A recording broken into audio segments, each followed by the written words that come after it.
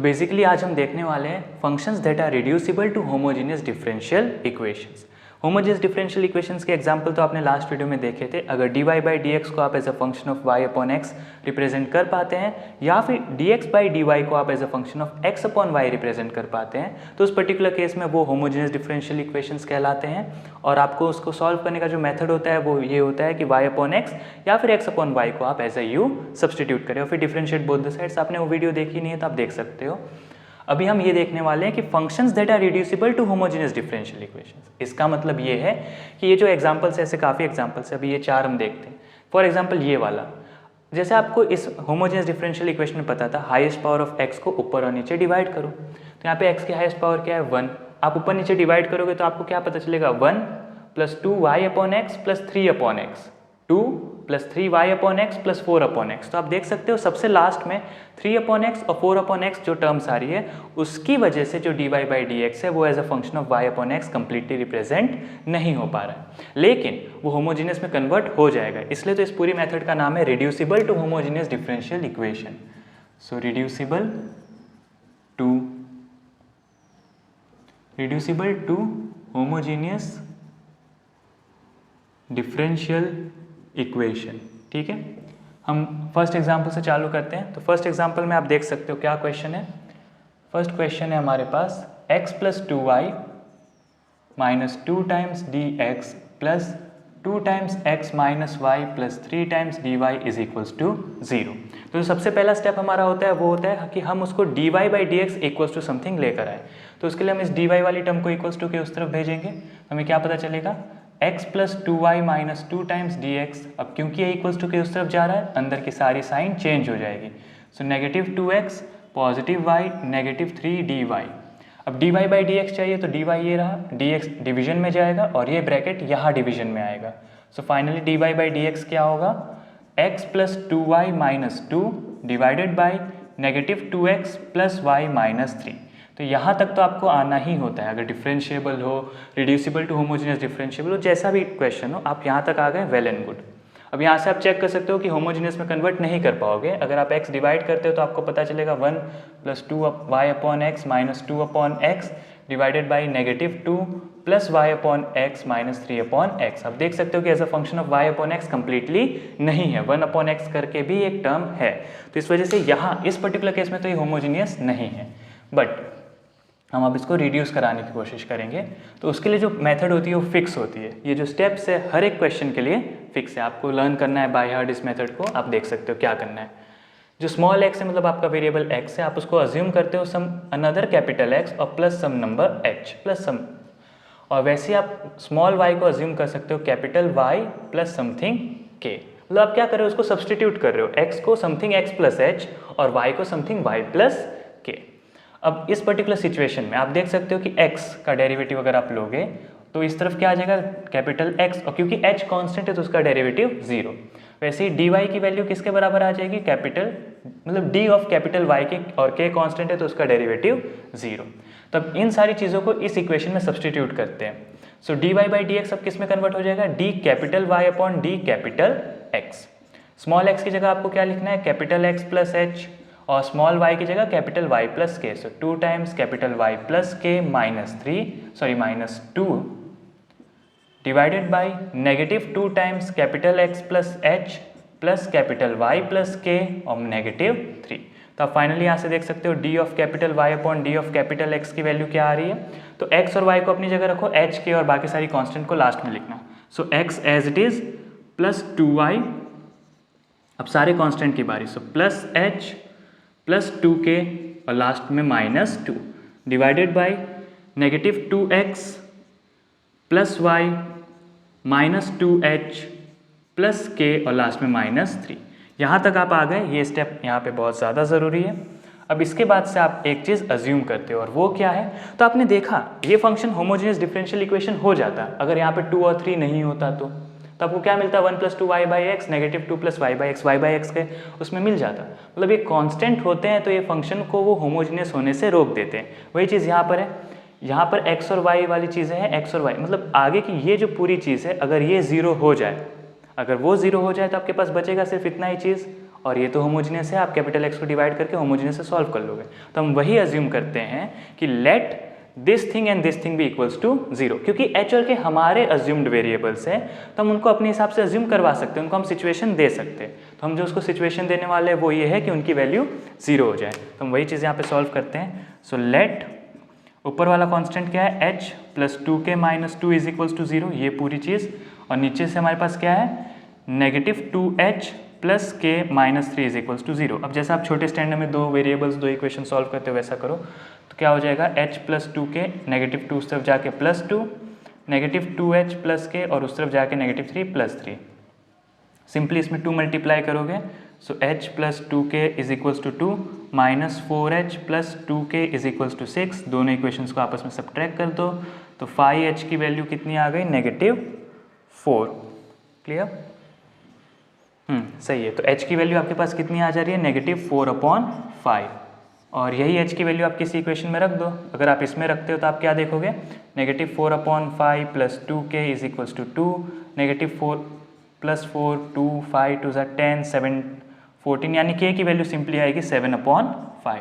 दो equation solve करने हैं दो वेरिएबल के लिए, आप कैसे भी सॉल्व कर सकते हो, आपके ऊपर डिपेंड करता है। बस h और k की वैल्यू आपको फाइंड करनी है।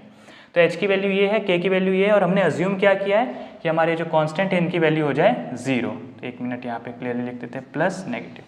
अब क्योंकि इन कांस्टेंट की वैल्यू हमने 0 अज्यूम कर ली है, तो हम यहाँ पे क्या लिख सकते हैं, एज पर आर अजम्पशन।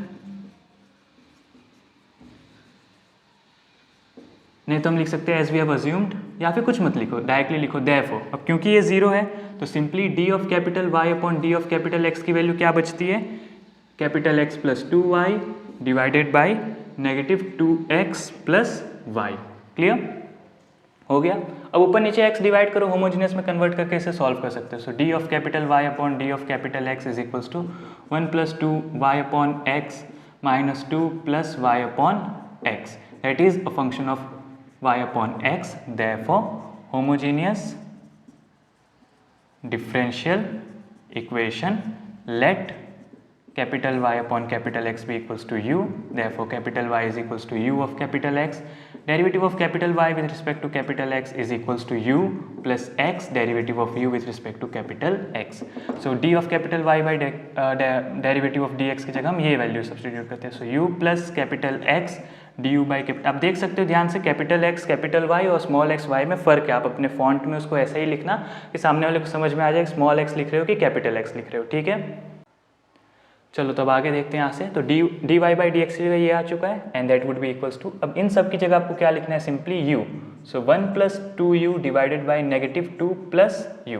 अब u वहाँ सब्ट्रैक्शन में जाएगा, so x du by D x equals to 1 plus 2u upon minus 2 plus u, और ये गया है तो माइनस u। अब इसका एलसीएम लोगे तो आपको पता चलेगा plus 2u minus u square, और नीचे आप कॉमन लिख सकते हो नेगेटिव 2 प्लस u यानी u माइनस 2। तो अब देखो इसे सॉल्व करोगे, 1 प्लस 2u प्लस 2 यानी 1 plus 4u minus u square, so 1 plus 4u minus u square. अब ये पूरी चीज़ यहाँ क्रॉस मल्टीप्लाई होगी जैसा आप देखते आते हो, variable separable method in short. So u minus 2 divided by 1 plus 4u minus u square into d u is equals to 1 upon capital x dx। हो गया वेरिएबल सेपरेबल, डी यू के साथ सारे u वाले और dx के साथ x वाले, so integrating both the sides. अब यहाँ ध्यान दो, इसका डेरिवेटिव क्या होगा, 4u का तो 4 हो गया, माइनस 2u का माइनस u स्क्वायर का माइनस 2u हो गया। इसमें से आप नेगेटिव 2 अगर कॉमन ले लो तो u माइनस 2 न्यूमरेटर में प्रेजेंट है, बस एक नेगेटिव 2 नहीं है न्यूमरेटर के पास। So multiplying and dividing negative 2 in the numerator, तो एक्जैक्टली डिनोमिनेटर का डेरिवेटिव ऊपर आ चुका है, यानी इसका आंसर लॉग में आप लिख सकते हो। सो बाहर आपके पास क्या बचा है, नेगेटिव 1/2, और अंदर का आंसर आ गया log of the denominator, that is 1 plus 4u minus u square, and that is equals to 1 upon capital x का integration log of capital x, यानी log of capital x and plus the constant c। अब यहाँ पे पहली बात u को substitute करो, u की जगह क्या लिखना पड़ेगा आपको, capital y upon capital x यहाँ पे। So negative 1/2 natural log of 1 plus 4y upon x minus y square upon x square, that is equals to natural log of x plus the constant c। अंदर आप LCM लोगे तो आपको पता चलेगा x square plus 4xy minus y square divided by x square equals to natural log of x plus the constant C. अब natural log of A upon B है, यानी natural log of A minus natural log of B. So -1/2 natural log of x square plus 4xy minus y square minus of -1/2 यानी +1/2 natural log of x square and that is natural log of x plus the constant C. अब ये जो चीज़ है 2 बाहर आके 2 के साथ cancel होगा और नेचुरल लॉग ऑफ एक्स बन जाएगी, तो ये और ये कैंसिल, और यहाँ पे क्या बचेगा -1/2 natural log of capital x square plus 4xy minus y square is equals to C. अब 2 वहाँ चला जाएगा तो उसको 2c बना देगा, उसके बाद से -1/2 उस तरफ जाएगा तो -2c बन जाएगा, बेस e चला जाएगा वहाँ पे तो e to the power -2c। अब वो सारी चीज़ें कांस्टेंट है, e constant, 2 constant, c constant, तो आप इन सब कांस्टेंट को हटा के कुछ कांस्टेंट लिख सकते हो, लेट दैट बी c, और इन सबको हम c डैश मान लेते हैं। चलो हो गया यहाँ पे? नहीं, क्योंकि कैपिटल एक्स और कैपिटल वाई हमारे वेरिएबल्स हैं, हमें आंसर उनके वेरिएबल में देना है। तो याद करो स्मॉल एक्स क्या था, कैपिटल एक्स प्लस एच, ये जो आपने वैल्यू फाइंड की अब उनका काम आ चुका है। तो देयरफॉर स्मॉल एक्स की वैल्यू क्या हो जाएगी, capital x plus h, h की वैल्यू कितनी है -4/5। So therefore capital x is equals to, यहाँ वहाँ चला जाएगा, सो एक्स प्लस 4/5। तो आप देख सकते हो कैपिटल एक्स की वैल्यू आपके उनके वेरिएबल में क्या आ गई, एक्स प्लस 4/5। वैसे y की वैल्यू क्या थी, कैपिटल Y प्लस k की वैल्यू कितनी थी 7/5, तो k वहाँ जाके सब्ट्रैक्ट हो जाएगा, यानी y minus 7/5 is equals to capital Y। तो वहाँ कैपिटल x की जगह में क्या लिखना पड़ेगा, small x plus 4/5, so x plus 4/5 the whole square plus 4 times x plus 4/5, और y की जगह में क्या लिखना पड़ेगा, y minus 7/5, so y minus 7/5 minus y minus 7/5 the whole square is equals to c। अब यहाँ से आप सिंपली आइडेंटिटी से इन स्क्वायर्स को, इन ब्रैकेट को ओपन कर सकते हो, सिंप्लीफाई कर लो, बस वही आंसर है। वो तो आप 9th-10th स्मॉलर स्टैंडर्ड में करते हुए आए, यहाँ तक पहुँचना बहुत ज़्यादा ज़रूरी है। 2 सब्सटीट्यूशन होते हैं, एक u capital Y upon capital X में सब्सटीट्यूट है, क्योंकि ये होमोजीनियस है तो वो तो होना ही है। और फिर जब आपका आंसर सिर्फ और सिर्फ कैपिटल Y और X में बच जाता है, उसके बाद से बस आपका एक छोटा सा स्टेप होता है, जो भी आपने H और K फाइंड किया है उसको वापस इस इक्वेशन में पुट करके कैपिटल X और कैपिटल Y को स्मॉल x और स्मॉल y में फाइंड करो और वो वैल्यूज़ को यहाँ पे सब्सटीट्यूट कर दो। तो आप देख सकते हो ये जो क्वेश्चन था ओरिजिनली होमोजीनियस नहीं था, बट हमने उसको रिड्यूस करवाया होमोजीनियस में, होमोजीनियस से सॉल्व किया और आंसर लेकर आए। इसलिए इस पूरे पार्ट को हम क्या कहते हैं, reducible to homogeneous differential equations. ठीक है, अब हम सेकंड क्वेश्चन देखते हैं। फर्स्ट क्वेश्चन तो हो चुका है, सेकंड क्वेश्चन में उन्होंने हमारा काम आसान कर दिया है, डायरेक्टली dy/dx की वैल्यू दे दी है। 3 और 4 जो लास्ट में कांस्टेंट है उससे दिक्कत आ रही है, वो ऐसे तो होमोजीनियस नहीं है, बट हम उसे होमोजीनियस में कन्वर्ट करेंगे, इसलिए तो हम टॉपिक पढ़ रहे हैं reducible to homogeneous differential equation. So second question में हमारे पास डायरेक्टली वैल्यू है dy/dx की, that is equals to x plus 2y plus 3 divided by 2x plus 3y plus 4। एक चीज़ इसमें बताना रह गई, ये जो पूरी मेथड है वो तभी अप्लाई हो सकती है जब आप dy/dx, इस क्वेश्चन में dy/dx आप कैसे लेकर आए थे, यहाँ पे करते हैं। उस पर्टिकुलर क्वेश्चन में dy/dx की वैल्यू कितनी आई थी आपके पास, x plus 2y minus 2 divided by -2x plus y minus 3। ये वैल्यू आई थी इस क्वेश्चन में dy/dx की। x के कोएफिशिएंट क्या है, यहाँ पे 1, यहाँ पे -2, तो उन दोनों का रेशियो ले लो 1/-2। यहाँ पे क्या रेशियो है 2 और 1, सो 2/1। ये रेशियो बराबर नहीं आने चाहिए, तभी आप इस पूरी मेथड को अप्लाई कर सकते हो। बराबर आ गए तो क्या, तो उसके लिए मैंने 4th एग्जाम्पल लिया, हम उसको देखेंगे। इस क्वेश्चन में भी सबसे पहले वो रेशियो को चेक करो, 1/2 इज नॉट इक्वल्स टू 2/3। 1/2 देखो, इसका कोएफिशिएंट 1, इसका coefficient 2, so 1/2 not equals to 2/3। तो हम जो पूरी मेथड अभी तक सीखते आ रहे हैं, x की जगह x प्लस है, वो सब कर सकते हैं। चलो करते हैं। So let x equals to capital X plus h. Small और कैपिटल में कम ही बोलूँगा, आप लिखने में ध्यान देना कि मैं क्या लिख रहा हूँ, ठीक है। और y की वैल्यू क्या आ गई, कैपिटल Y प्लस k। तो इससे क्या मतलब है कि dx is equals to d capital X और dy is equals to d capital, d small है, x और y कैपिटल और स्मॉल में कन्वर्ट हो रहे हैं। अब ये सारी चीज़ें इस क्वेश्चन में सब्सटीट्यूट करते हैं। So d capital Y upon d capital X is equals to capital X plus h plus 2 times capital Y plus k plus 3 divided by 2 times capital X plus h plus 3 times capital Y plus k plus 4। So dy/dx क्या आ रहा है आपके पास, x plus 2y plus h plus 2k plus 3, 2 times capital X plus 3 times y plus 2h plus 3k plus 4। हमने सारे constant को last में लिखा जानबूझ के, ताकि अब हम उसको आसानी से let that thing be equals to 0 assume कर पाएँ। आप चाहो तो ऐसा ब्रैकेट्स का यूज़ कर सकते हो, ठीक है। अब वही स्टेप करेंगे, let this thing be equals to 0। So let h plus 2k plus 3 is equals to 0 and 2h plus 3k plus 4 equals to 0। Solve करते हैं इन इक्वेशंस को। ऊपर वाली इक्वेशन किस में कन्वर्ट हो जाएगी, h plus 2k equals to -3 और नीचे आएगा 2h plus 3k equals to -4। ऊपर वाली में 2 मल्टीप्लाई करते हैं, तो 2h 4k -6। फिर सब्ट्रैक्ट करते हैं दोनों इक्वेशंस को, cancel, k is equals to -2 और k इक्वल्स टू -2 अगर आप सब्सटीट्यूट करते हो तो h की वैल्यू कितनी आएगी, 1। क्लियर। तो k इक्वल्स टू -2 है, h की वैल्यू 1 है, तो इसका क्या मतलब है कि small x is now equals to capital X plus h था ना, h की जगह +1, यानी कैपिटल X आ गया स्मॉल x माइनस, सबसे लास्ट में इसका यूज़ करेंगे। स्मॉल y क्या है, कैपिटल Y प्लस k, और k की जगह क्या है, -2 जाके +2, so capital Y is equals to small y plus. तो जब हमारा फाइनल आंसर कैपिटल X और स्मॉल x में आ जाएगा, उस टाइम पे हम उनको x-1 और y+2 से सब्सटीट्यूट कर दें। चलो हो जाने दो। अब जो हमने अज्यूम किया है कि let this thing be equals to 0, उसकी वजह से इस इक्वेशन में से ये दोनों पार्ट तो पूरी तरह से हट गए, क्योंकि वो तो 0 हो गए। तो क्या बचा आपके पास, d of capital Y upon d of capital X is equals to x plus 2y divided by 2x plus 3y, 2x plus 3y। Okay, अब वही y मतलब ऊपर नीचे के x को डिवाइड करते हैं, सो 1 plus 2y upon x divided by 2 plus 3y upon x। नहीं समझ में आया तो हमने ये किया, x plus 2y upon x whole divided by 2x plus 3y upon x, फिर सेपरेट किया तो इसके नीचे x कट जाएगा, बट इसके नीचे y अपॉन x बचेगा। वैसे यहाँ पे x कट जाएगा और वहाँ पे y अपॉन x बच जाएगा, ठीक है। तो अब यहाँ से हम देख सकते हैं कि dy by dx has now been represented as a function of y upon x, therefore homogeneous